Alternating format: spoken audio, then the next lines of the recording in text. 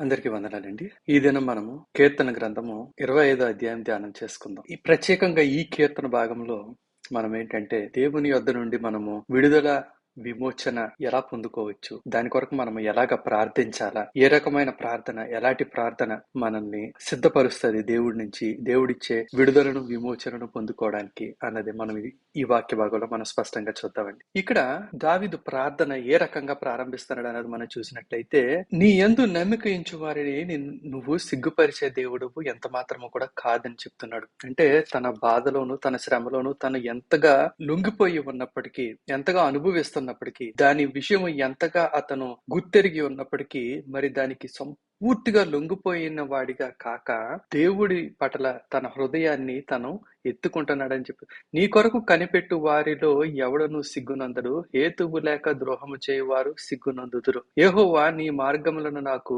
తెలియజేయము, నీ త్రోవలను నాకు తేటపరచము, నీ మార్గాలు నాకు చూపించు అని చెప్పేసి దావీదు అడుగుతున్నాడు. అలాగే మనము కూడా ఏంటంటే, మనము ఏదైనా ఇబ్బందుల్లోనూ లేకపోతే కష్టాల్లోనూ శ్రమల్లోనూ ఉన్నప్పుడు ఏంటంటే, దేవుడు ఏడి అని మనము ఆ రకమైన ప్రశ్నించే వారముగా ఉండకుండా దేవుడు ఉన్నాడు అని చెప్పి దేవుని చూచి, అక్కడ మొదటి వచనంలో చెప్పినట్టు నీ దిక్కునకు చూచి నా ఆత్మను ఎత్తుకొనిచున్నాను అంటే దేవుడి వైపు చూచి మనము విశ్వాసాన్ని పెంచుకునే ప్రయత్నం చేయాల. మనము నిరాశపరులముగాను లేకపోతే నిస్సహాయులుగానో ఉన్నామని చెప్పి మనం అనుకోవడం కానీ, ఉన్నట్లుగా మనం ప్రవర్తించడం కానీ ఎంత మాత్రము చేయకూడదు. చేయకుండా మనం ఏం చేయాలంటే, మనము మన ఆత్మని ఎత్తుకొని దేవుని వైపు మనము చూడాలి. ఆయన తప్పక సహాయము చేసేవాడని, ఆయనను ఆశ్రయించే వారిని లేకపోతే ఆయన యందు నమ్మిక ఉంచిన వారిని ఆయన ఎంత మాత్రము సిగ్గుపరిచే దేవుడు కాదని, శత్రువుని ఎంత మాత్రము జయమును ఉందనివ్వడం అని చెప్పి మన మీద మనము ఆ రకంగా మరి దేవుని వైపు మన ఆత్మను ఎత్తుకునే ప్రయత్నం మనము చేయాల. 5వ వచనం నుంచి చూసినట్లయితే, నన్ను నీ సత్యమును అనుసరింపజేసి నాకు ఉపదేశము చేయము, నీవే నా రక్షణకర్తవైన దేవుడవు, దినమెల్లా నీ కొరకు కనిపెట్టుకొనుచున్నాను. నన్ను నీ సత్యమును అనుసరింపచేయము, నన్ను నీ సత్యమును అంటే నన్ను నీ సత్యమును అనుసరింపచేయమంటే నన్ను నీ ఆత్మానుసారుడిగా తయారు చెయ్యి. మనము ఇబ్బందులు శ్రమలు చూసినప్పుడు ఏంటంటే, మనము ఎక్కువ శరీరానుసారం అయిపోతాము. మనకు ఉన్న బాధ నిజమే, అది అసత్యము అని కాదు, కానీ మనము మన బాధని ఎక్కువగా మనం తలపోసుకొనుచు అదే తలంపులు కలిగి ఆ తలంపులతోనే నిండిపోయిన వారంగా ఉంటాం. కానీ దేవుని నిమిత్తము సత్యము వేరు. ఆయన పొందిన దెబ్బల వల్ల మనకి స్వస్థత లభించి ఉన్నదని మరి వాక్య భాగం చెప్తుంది. అది దేవుని దృష్టిలో అది అసలైన సత్యము. అంతే తప్పించి మన బాధలు మన శ్రమలు సత్యము కావు. మన సత్యమును మనము విసర్జించి లేకపోతే మన సత్యమును మనం విడిచిపెట్టి, అంటే మనం చూస్తున్నది శరీరానుసారంగాను మనము ఈ లోకంలో ఈ జీవితంలో మనం అనుభవిస్తున్నది మనం ఎప్పుడైతే మనము విస్మరించి దేవుని యొక్క సత్యములోనికి ప్రవేశించే ప్రయత్నం చేస్తామో అప్పుడు ఆయన సత్యంలో నడిచే వారంగా మారతాము.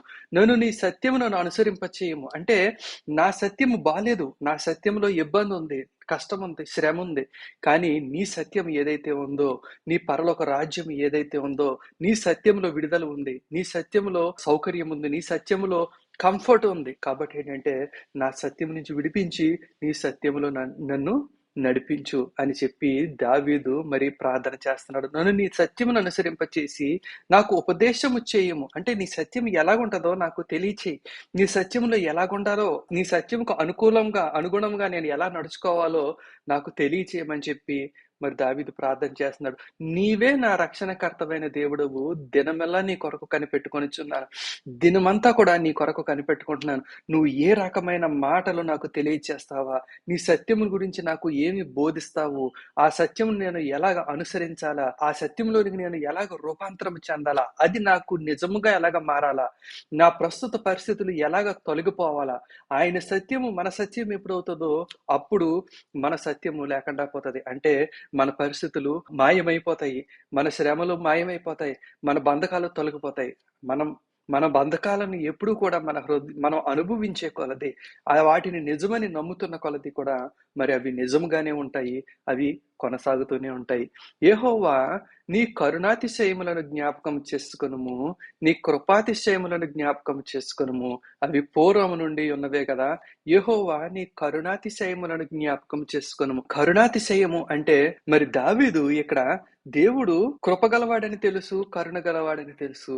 అయితే దావీదు ఒక అడుగు ముందుకు వెళ్లి కరుణాతిశయము అని చెప్పి ఒక మాట వాడుతున్నాడు. దీన్నే మనము ఇంగ్లీష్ బైబిల్లో కనుక చూసినట్లయితే టెండర్ మెర్సీస్ అన్న మాట వాడబడి ఉంది. నీ కరుణాతిశయం అంటే కేవలము కరుణ కాదు, జస్ట్ మెర్సీ కాదు, టెండర్ మెర్సీస్ అంటే నీ అతి మృదువైన, అతి సున్నితమైన, అతి సౌమ్యమైన నీ కనికరమును, అంటే నా బాధను, నా ఇబ్బందిని కూడా నువ్వు అంతగా తెలుసుకో, అంతగా గ్రహించు, అంతగా దానితో డీల్ చేయని చెప్పి మరి దావీదు దేవుని యొక్క సున్నితమైన కనికరమును కోరుతున్నాడు. నీ కృపాతిశయములను జ్ఞాపకం చేసుకొనుము. కృపాతిశయములను జ్ఞాపకం చేసుకొనుము అంటే దీనిని మరి ఇంగ్లీష్ బైబిల్లో చూసినట్లయితే లవింగ్ కైండ్నెస్ అని ఉంటది. కృప వేరు, కృపాతిశయము వేరు. కృప అంటే అనర్హులను అర్హులుగా తీర్చేది కృప. కృపాతిశయము అంటే ఏంటంటే అది ఒక తండ్రికి కుమారునికి చూపించేది. అంటే తండ్రి కుమారుడు ఎన్నిసార్లు పాపము చేసినా, లేకపోతే ఎంత దీన స్థితిలోనికి, ఎంత దౌర్భాగ్యంలోనికి పడిపోయినప్పటికీ తండ్రి తన కుమారుని శిక్షిస్తాడు, తిడతాడు, లేకపోతే సరిదిద్దే ప్రయత్నం చేస్తాడు. కానీ నా కుమారుడు కాదు అని కానీ, లేకపోతే నీకు నాకు ఏ సంబంధము లేదని కానీ ఎంత మాత్రము ఎలాగైతే అనడో, ఆ విశ్వాసమును, ఆ రకమైన ట్రీట్మెంట్ ఏదైతే ఉందో, ఆ సంబంధము, ఆ బంధం ఏదైతే ఉందో అది కృపాతిశయం అని చెప్తారు. అంటే లవింగ్ కైండ్నెస్ అనమాట. దీన్నే మనం తెలుగులో చెప్పుకోవాలంటే దాతృత్వము అని కానీ, లేకపోతే కుమారునికి చూపేది, ఒక తండ్రి కుమారునికి చూపే ప్రేమ అని కానీ మనం చెప్పుకోవచ్చు. నీ కృపాతిశయములను జ్ఞాపకము చేసుకొనుము, అవి పూర్వము నుండి ఉన్నవే కదా. అంటే అది ఈ రోజు ఏదో నా కోసం నువ్వు పుట్టించిన అవసరం లేదు, లేకపోతే అది నీవు ఎప్పుడు కలిగి ఉన్నదే కదా. అంటే దావీదు ఇది రెడీగా అవైలబుల్ థింగ్ లా చూస్తున్నాడు. అంతే తప్పించి ఈ రోజు ఏదో కొత్తగా లేనిది మరి లోకంలోనికి తీసుకురావాలని కానీ, లేని దాని గురించి మాట్లాడాలని కానీ, లేని దాని గురించి నమ్మాలని కానీ దావీదు ప్రయత్నం చేస్తలేదు. దేవుని యొక్క గుణగణములను, పూర్వం నుండి ఉన్న దానిని తను ధ్యానం చేసి బలపడే ప్రయత్నం చేస్తున్నాడు. నా బాల్య పాపములను, నీ అతిక్రమములను జ్ఞాపకము చేసుకొనకు. నా బాల్య పాపములను, నా అతిక్రమములను జ్ఞాపకము చేసుకొనకు. యెహోవా నీ కృపను బట్టి నీ దయ చొప్పున నన్ను జ్ఞాపకములో ఉంచుకొనుము. ఇక్కడ బాల్య పాపములను జ్ఞాపకం చేసుకొని నన్ను చూడక అని చెప్పేసి అన్నాడు. అందుకనే పైన వాక్యంలో మనం ఏం చూసామంటే కరుణను, కృపాతిశయమును కోరుతున్నాడు దావీదు. కరుణాతిశయమును కోరుతున్నాడు అంటే నా బాధను అత్యంత సౌమ్యముగా నువ్వు అర్థం చేసుకో, అత్యంత సౌమ్యుడిగా నువ్వు దాన్ని గ్రహించు. అలాగే కృపాతిశయము అంటే ఒక తండ్రి కుమారుని ఎలాగైతే మరి వాత్సల్యత కలిగి ఉంటాడో అలాంటి వాత్సల్యత నాకు చూపించు. అంతేగాని మరి నన్ను ఒక పాపిలాగా నన్ను ట్రీట్ చేయకని చెప్పేసి అన్నాడు. నా బాల్య పాపములను, నా అతిక్రమములను జ్ఞాపకం చేసుకోనకము. అంటే వాటిని జ్ఞాపకం చేసుకోక, కానీ యెహోవా నీ కృపను బట్టి నీ దయ చొప్పున నన్ను జ్ఞాపకం, అంటే నీ కృపలోను నీ దయలోను, అంటే నాకు అర్హత లేనప్పటికీ, కృప గురించి చెప్పుకోవాలంటే నాకు అర్హత లేనప్పటికీ నన్ను అర్హునిగా తీర్చే నీ వాత్సల్యత, నీ కృప ఏదైతే ఉందో దాన్ని బట్టి చూడు. నీ దయ చొప్పున నన్ను చూడు, నీ కనికరం బట్టి నన్ను చూడు, నీ టెండర్ మెర్సీస్ బట్టి నన్ను చూడు, నీ లవింగ్ కైండ్నెస్ బట్టి నన్ను చూడు. అంతే తప్పించి నా బాల్య పాపమును బట్టి లేకపోతే నన్ను విడిగా చూడకో అని చెప్పి దావీదు ప్రార్థన చేస్తున్నాడు. ఇదే విధంగా మరి మనము కూడా మరి దేవుని ప్రార్థన చేసినప్పుడు, నేను ఇంతకాలముగా నిన్ను నమ్ముకుంటున్నానో, లేకపోతే నేను రోజు బైబిల్ చదువుతున్నానో, లేకపోతే ఇన్ని గంటలు ప్రార్థన చేస్తున్నానో, లేకపోతే నీ కొరకు నేను ఈ ఉపవాస ప్రార్థన చేశానో, మనం చేసేయన్ని దేవుని కొరకు ఏదో దేవునికి సహాయం చేస్తున్నట్టుగాను మనము భావించి నాకు ఇది చేయి, నాకు అది చేయి అని చెప్పి మరి దేవుణ్ణి అడగకుండా మనం అడగాల్సిన విధానం ఏంటంటే, మనము విడుదల కానీ విమోచన కానీ పొందుకోవాల్సి వచ్చినప్పుడు ప్రత్యేకంగా మనం అడగాల్సిన విధానం ఏంటంటే దేవుని మీద మన విశ్వాసం ఆధారపడి ఉండాలి. మన సొంత క్రియల మీద కాదు, మనం చేసిన భక్తి మీదో, లేకపోతే మనం చూపిన భయభక్తుల మీదో, లేకపోతే మనం చూపిన శ్రద్ధ ఆసక్తుల మీదో, లేకపోతే మన నియమ నిబంధనల మీదో, లేకపోతే మన డైలీ డిసిప్లిన్స్ మీద మనము ఆధారపడి దేవుణ్ణి అడగకూడదు. కానీ ఎందుకనంటే అవన్నీ దేవుడు కృపతో అనుగ్రహించేవి. ఆయన కృప లేకుండా మనము ఆయన వాక్యము చదవలేము, ఆయన కృప లేకుండా మనం ఆయనకు ప్రార్థన చేయలేము. అవన్నీ మన స్వశక్తి, మనం సొంతంగా తెచ్చుకున్నవని మనం అనుకున్నామంటే మరి మనము అబద్ధికులం అవుతాము. మనము ఎప్పటికీ ఎన్నటికీ పాపులమే. మనము ఆదాము సంతానంలోంచి వచ్చిన వారం. ఆదాము పాపము చేసిన వాడైతే అతని సంతానం అంతా కూడా పాపులే. కాబట్టి మనం ఏంటంటే ఏంటంటే పాపములో ఉన్నవారంగా గ్రహించి, మరి నీతి క్రియలు చేయడము మనకు అసాధ్యమని గ్రహించి, మనము చేసే ప్రతి క్రియకు ఆయనే కారణము, ఆయన సహాయము, ఆయన కృపయే కారణమని మనం గ్రహింపు గలవారమై, మరి ఆ కృపకు ఒక ఒప్పుకోలుగా, ఒక్కొక్క కన్ఫెషన్‌గా మన ప్రార్థన, మన వాక్య ధ్యానము, మన ఆరాధన ఉండాలి తప్పించి, అది ఎంత మాత్రము మరి మన స్వశక్తిగా, మన సొంత పట్టుదలగా, మన సొంత నియమముగా ఎప్పుడు మారుతదో అది స్వనీతిగా ఎంచబడుతది. అది దేవుడికి ఎంత మాత్రము కూడా అంగీకారముగా ఉండదు.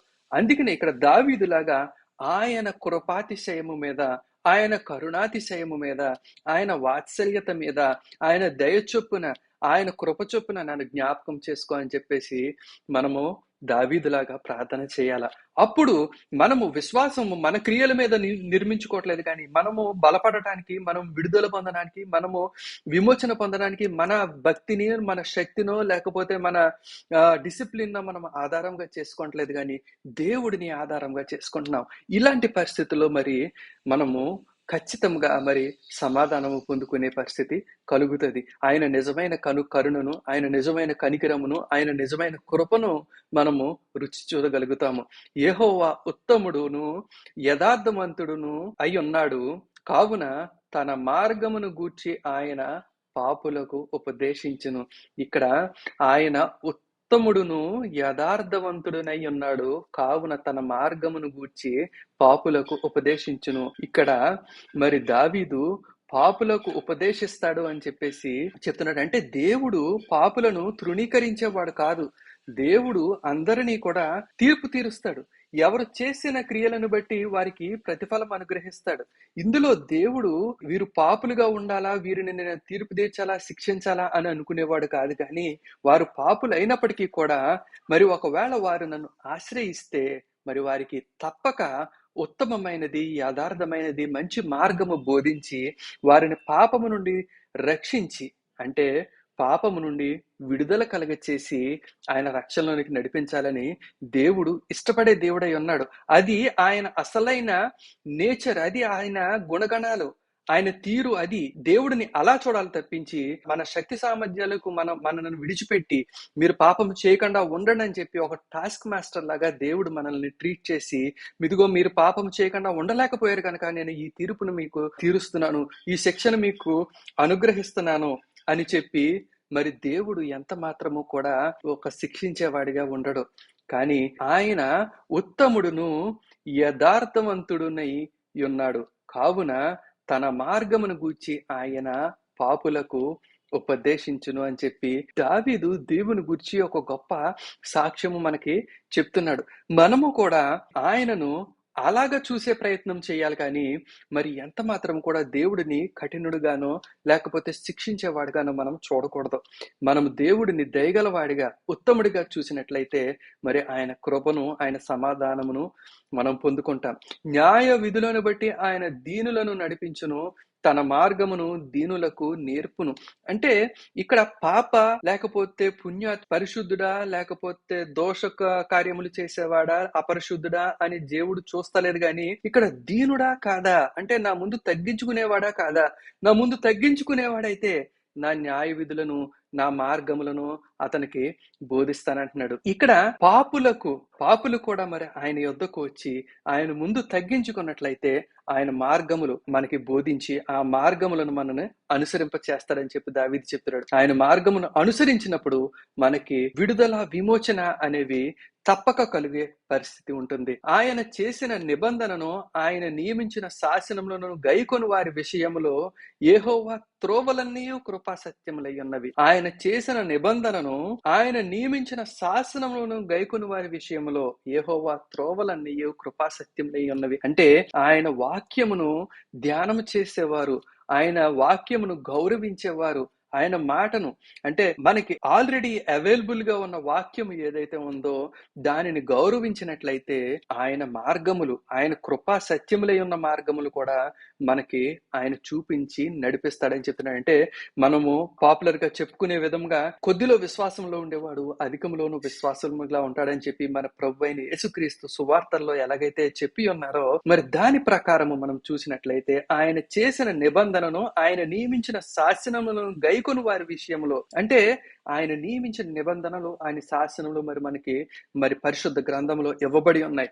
వాటిని మనము గైకొనే వారముగా, అంటే వాటిని మనము గౌరవించి మనము ఇలాగు జీవించాలని, వాటిని అలాగ జీవింప చేయమని దేవుడి మీద ఆధారపడి మనము ఆయనకి ప్రార్థన చేసి మరి వాటిని మనము సరిచూసుకునే వారంగా, అంటే అవి జరుగుతున్నాయా లేదా అని చెప్పి మనము జాగ్రత్తగా కనిపెట్టుకునే వారంగా మనము ఉన్నట్లయితే, వారి విషయంలో యెహోవా త్రోవలన్నీయు కృపా సత్యములై ఉన్నవి అని చెప్తున్నాడు. ఆయన త్రోవలన్నీ అంటే ఇంకా ఉన్నతమైన కృపలోనికి, గొప్ప సత్యములోనికి మనల్ని మరి దేవుడు నడిపిస్తాడు. అంటే కృప అన్న మాట ఏంటంటే అనర్హులను అర్హులుగా తీర్చేది. అనర్హులను అర్హులుగా తీర్చిన తర్వాత ఏం చేస్తాడు? తీర్చి విడిచిపెట్టడు దేవుడు. అంటే కృప అంటే దేవుని యొక్క సహాయము. ఆయన సహాయము నిమిత్తము, ఆయన సహాయమునకు మనము అనర్హులమైనప్పటికీ మనల్ని అర్హులుగా తీర్చి ఆయన సహాయము చేస్తాడు. కృపా సత్యములై ఉన్నవి అంటే, సత్యము అంటే మరి లోకానుసారంగా సత్యము అసత్యము లేకపోతే అబద్ధము నిజము అన్నట్టు కాదు, కానీ సత్యము అంటే ఆత్మానుసారము అని. ఆయన మార్గము, ఆయన త్రోవలన్నీ కృపా సత్యములైన, అంటే ఆయన సహాయము ఆత్మానుసారమై ఉన్నదని చెప్పి దావీదు ఇక్కడ చెప్తున్నాడు. ఆత్మానుసారమై ఉన్న సహాయమును మనము పొందుకోవాలంటే మరి వాక్యమునకు విధేయత చూపించవలసి ఉన్నదని మనం ఇక్కడ ఇది ఒక మర్మముగా మనము గ్రహించవలసి ఉంది. మనము వాక్యమును గౌరవించని వారము, వాక్యానుసారముగా మరి ప్రార్థన చేయని వారము, ఆ వాక్యము మనము జీవితంలో నెరవేరాలని, ఆయన ఆజ్ఞలు ఆయన శాసనములు చొప్పున మన జీవితము ఉండాలని మనము ఎక్స్పెక్ట్ చేయని వారము, దేవునిని ఎప్పుడు ప్రార్థించిన వారమైతే మరి ఆయన కృపా సత్యములను మనము గ్రహించటము కష్టతరం అవుతుంది. ఆయనకు అసాధ్యమైనది ఏదీ లేదు, కానీ మరి మనల్ని మనము చక్కదిద్దుకొనటం ద్వారా, మనము దేవునికి లోబడి ఉండుట ద్వారా, మరి ముందు 8వ వచనంలో చూసుకున్నట్లయితే 9వ వచనంలో చూసినట్లయితే దీనులకు ఆయన నేర్పిస్తారంట. అంటే మనము దీనులమై ఆయనను ఆశ్రయించి ఆయన యొక్క వాక్య భాగమును మనము అధీనత్వముతో, ఆయన సహాయముతో మనము ధ్యానము చేసి ఆయన సహాయముతో దాని అనుసారముగా జీవించాలని ప్రయత్నం చేసినట్లయితే ఆయన ఉన్నతమైన త్రోవలు, కృపా సత్యములై ఉన్న త్రోవలు, అంటే ఆయన సహాయము ఆత్మానుసారమైన సహాయము కలిగి ఉన్న త్రోవలు ఏవైతే ఉన్నవో అవి మనకి తెలుస్తాయి. అంటే దీనిని మనము అనుదినము మన జీవిత అనుసారంగా మనము చెప్పుకోవాలంటే, అంటే దేవుడు మనకు ఆలోచన చెప్తాడు. ఆయన సహాయము మనకు ఎప్పుడు సిద్ధముగా ఉంటది. ఆయన మన పరిస్థితులన్నీ కూడా ఆయన చేతుల్లోనికి తీసుకొని మనతో మాట్లాడతాడు, మనకి ఆలోచన చెప్తాడు. ఆయన కౌన్సిల్, గాడ్లీ కౌన్సిల్ మనకి అనుగ్రహించబడుతుంది. ఏది ఎందుకు ఎలా జరుగుతుంది అన్నది దేవుడు మనకి విశదీకరించి మనకి చెప్పే జ్ఞానము మనకి అనుగ్రహిస్తాడు. అప్పుడు ఆ జ్ఞానము మనకి కలిగినప్పుడు మరి మనము ఆయన మార్గములలో ఆయనకి అత్యంత సాన్నిహిత్యముతో, అత్యంత విధేయతతో మనము నడుచుకునే వారముగా మనము మార్చబడతాము. తర్వాత వచనములో మనము చూసినట్లయితే, యెహోవా నా పాపము బహుఘోరమైనది, నీ నామమును బట్టి దానిని క్షమింపుము. ఇక్కడ పాప క్షమాపణ అంటే తను బాధలో ఉన్నాడు, ఇబ్బందిలో ఉన్నాడు, తనకు విడుదల అవసరము, విమోచన అవసరము. కానీ దానికి నేను ఇంత ప్రార్థన చేశాను, విడుదల చెయ్యి, నేను నీకు ఇది చెల్లిస్తాను, నేను ఈ మొక్కుబడి తీర్చుకుంటాను, నువ్వు నాకు పలానా దాంట్లోంచి విమోచన కలిగించు, లేకపోతే మరి ఇంకోటి ఏదో దేని గురించో పొంతన పెట్టి మరి దావీదు ప్రార్థన చేస్తలేదు, కానీ ఆయన నామమును ఆశ్రయిస్తున్నాడు. యెహోవా నా పాపము బహు ఘోరమైనది, నీ నామమును బట్టి దానిని క్షమించుము. ఏ నామం బట్టి క్షమించమంటున్నాడు అంటే ఆయన కరుణగల దేవుడు, కనికరం గల దేవుడు, పాపములను క్షమించువాడు, పాపముల నుండి విడుదల కలుగచేయవాడు, ప్రతి బంధకము నుండి విమోచన కలుగజేయవాడు. ఆ నామము అంటే మరి మీరు నేను పేరు పెట్టుకున్న నామము కాదు, కానీ ఆయన క్రియలు, ఆయన గుణగణములు, ఆయన లక్షణములు, ఆయన చేయు పని, ఆయన నీతియే ఆయన నామము. కాబట్టి ఏంటంటే ఆ నామమును ఆశ్రయిస్తున్నాడు. నీ నామమును బట్టి నన్ను క్షమించమంటాడు. అంటే నువ్వు క్షమించే దేవుడు కదా, అందుకని నన్ను క్షమించు. నువ్వు కనికరించే దేవుడు కదా, అందుకని నన్ను కరుణించు. నువ్వు కృప చూపించే దేవుడు కదా, అందుకని నాకు కృప చూపించు. నీవు సత్యమైన దేవుడు కదా, అంటే నువ్వు ఆత్మానుసారమైన దేవుడు కదా, ఆ ఆత్మానుసారత నాకు కూడా దయచేయి అని చెప్పి దావీదు దేవుని బట్టి ప్రార్థన చేస్తున్నాడు. అంటే తప్పించి తన మీద తను ఎంత మాత్రము ఆధారపడతలేదు. యెహోవా యందు భయభక్తులు గలవాడు ఎవడో వాడు కోరుకోవలసిన మార్గము ఆయన వానికి బోధించును. ఎప్పుడూ కూడా మరి మన మార్గములను మన కొరకు మనమే సిద్ధపరచుకోకూడదు. ప్రభువా ఇది మంచి మార్గము, ఇందులో నడిపించని మనము అడగకూడదు. అంటే అడిగితే తప్పు లేదు కానీ దేవుడు మనకి అలాగ అడిగినప్పటికీ కూడా ఆయన మనకి అందులో మంచి చెడ్డలు చూపించి మనల్ని తప్పించే కృపగల దేవుడే కానీ మనము ఇంకా సాన్నిధ్యముగా ఉన్నప్పుడు మరి దేవునిని అనుసరించి మనం నడుచుకునే ప్రయత్నం చేసినప్పుడు మనం దీనులుగా దేవుడి దగ్గరికి వెళ్ళినప్పుడు దేవుడు ఏంటంటే మనము కోరుకోవలసిన మార్గం ఏదైతే ఉందో ఆయన చూపిస్తాడంట. అతని ప్రాణము నెమ్మదిగా నుండును, అతని సంతానము భూమిని స్వతంత్రించుకొనును. యెహోవా మర్మము ఆయన యందు భయభక్తులు గల వారికి తెలిసి ఉన్నది, ఆయన తన నిబంధనను వారికి తెలియచేయును. అంటే మనము మరి దేవుడిని దీనత్వంతో కలిసి ఆశ్రయించినప్పుడు ఆయన సహాయమును మనం పొందుకునే ప్రయత్నము పూర్తిగా చేసిన ప్రతి పని కూడా మన పరిశుద్ధత కానీ, మన నీతి కానీ, మన భక్తి జీవితము కానీ, మన ప్రతి విధానము కూడా మరి ఆయన మీద ఆధారపడి మనం కట్టుకునే ప్రయత్నం చేసినప్పుడు, అంటే మన జీవితము మన జీవనము మొత్తము ఆయన మీద ఆధారపడినప్పుడు, సంపూర్ణమైన సమర్పణ, సంపూర్ణమైన దీనత్వము కలిగి ఉన్నప్పుడు ఏంటంటే మనము ఏది అడగాలో ఆయన చెప్తాడు. అంటే మనము ఆయనను ఏ నిబంధనలో అయితే ఆయన చూడాలనుకుంటున్నాడో మరి ఆ నిబంధన చెప్తాడు. మరి మనము ఆ అబ్రహాము విషయంలో కానీ, మోషే విషయంలో కానీ, అంటే దేవుడు అబ్రహాముతో మరి సున్నతి అనే నిబంధన చేసుకున్నట్లుగా మనం చూడొచ్చు పరిశుద్ధ గ్రంథంలో. అలాగే మోషే ద్వారా మరి ఇశ్రాయేలీయులందరితోని కూడా మరి 10 ఆజ్ఞలతో మరి దేవుడు మరొక నిబంధన చేసుకున్నట్టు చూడొచ్చు. ఈ 2 నిబంధనలు కూడా అబ్రహాము చెప్పిన నిబంధన కాదు, మోషే చెప్పిన నిబంధన కాదు, కానీ దేవుడే వారు ఏ నిబంధన చేసుకోవాలో వారికి దేవుడే బోధించాడు. అటువంటి బోధ వారు పొందుకోగలిగారంటే దానికి కారణం ఏంటంటే వారి యొక్క దీనత్వము, వారి యొక్క సమర్పణ, వారి యొక్క తగ్గింపు కారణము. తర్వాత వచనంలో చూసినట్లయితే 15వ వచనంలో, నా కనుదృష్టి ఎల్లప్పుడూ యెహోవా వైపునకే తిరిగి ఉన్నది, ఆయన నా పాదములను వలలో నుండి విడిపించును. నేను ఏకాకిని బాధపడువాడను, నా వైపు తిరిగి నన్ను కరుణించుము. నా హృదయ వేదనలు అతి విస్తారములు, ఇక్కట్టులో నుండి నన్ను విడిపింపుము. నా బాధను నా వేదనను కనుగొనుము, నా పాపములన్నిటినీ క్షమింపుము. నా శత్రువులను చూడుము, వారు అనేకులు, క్రూర ద్వేషముతో వారు నన్ను ద్వేషించుచున్నారు. ఇక్కడ అనేకమైన బాధలు, శ్రమలు, ఇబ్బందులు దావీదు దేవునితో మాట్లాడుతున్నాడు. కానీ మనము జాగ్రత్తగా గ్రహించినట్లయితే ఇవన్నీ దావీదు చివర్లో మాట్లాడుతున్నాడు. మొట్టమొదటిగా దావీదు తన ఇబ్బంది గురించి, తన బాధ గురించి మాట్లాడలేదు. ఈ వాక్య భాగం మొదటి నుంచి మీరు గ్రహించినట్లయితే మొదట దేవుని గురించి చెప్పాడు. ఆయన సత్యవంతుడని చెప్పాడు, ఆయన యథార్థవంతుడని చెప్పాడు, ఆయన కృపాతిశయం గలవాడని చెప్పాడు, కరుణాతిశయం గలవాడని చెప్పాడు, ఆయన మార్గముల గురించి చెప్పాడు, ఆయన శాసనముల గురించి చెప్పాడు, ఆయన నిబంధన గురించి చెప్పాడు. వీటన్నిటి గురించి చెప్పిన తర్వాత, అంటే దేవుడిని ఎంతగా గ్రహించి, దేవుణ్ణి ఎంతగా స్తుతించి, దేవుని ఎంతగా ఆరాధించిన తర్వాత అప్పుడు దేవుడికి తన కష్టముల గురించి, తన శ్రమల గురించి వివరిస్తున్నాడు. మనము కూడా ప్రార్థన చేసినప్పుడు మొదట మన కష్టాల గురించి, మన శ్రమల గురించి ముందుగా బయటపడకుండా అసలు దేవుడు ఏంటి, అందుకనే మొదటి వాక్యంలో మనం చూసినట్లయితే, నేను నీ తట్టు తిరిగి నా హృదయమును ఎత్తుకొనుచున్నాను, నా ఆత్మను పైకెత్తుకొనుచున్నాను అని చెప్పేసి దావీదు అనడం జరుగుతుంది. కాబట్టి మనము కూడా మరి శ్రమలో ఉన్నప్పుడు, విడుదల కావాల్సి వచ్చినప్పుడు, విమోచన కొరకు మనము ప్రయత్నం చేసినప్పుడు ముందు మన ఆత్మను ఎత్తుకునే వారంగా ఉండాలి. ఆ తర్వాత దేవుణ్ణి స్తుతించి, మహింపరిచి, ఘనపరిచి మరి ఆయన యందు కొంత బలము పొందిన తర్వాత అప్పుడు విశ్వాసపూర్వకంగా మనము ప్రార్థన చేయగలుగుతాము. తర్వాత వచనంలో చూసినట్లయితే, నేను నీ శరణు జొచ్చి ఉన్నాను, నన్ను సిగ్గుపడ నీయకము, నా ప్రాణమును కాపాడుము, నన్ను రక్షింపుము. నీ కొరకు నేను కనిపెట్టుకొనిచున్నాను, యథార్థతయు నిర్దోషత్వమును నన్ను సంరక్షించునుగాక. యథార్థతయు అంటే ఇది కూడా ఆత్మానుసారమైనది. అంటే యథార్థత అంటే దావీదు తన ఆత్మానుసారత చేస్తలేదు, కానీ దేవుని యొక్క యథార్థత, దేవుని ఇచ్చిన నిర్దోషత్వము నన్ను సంరక్షించును. ఇక్కడ ముందు మనం చూసాం, దావీదు పాపములను ఒప్పుకున్నాడు. నా బాల్య పాపములు నన్ను బట్టి నన్ను చూడొద్దని చెప్పేసి అంటున్నాడు.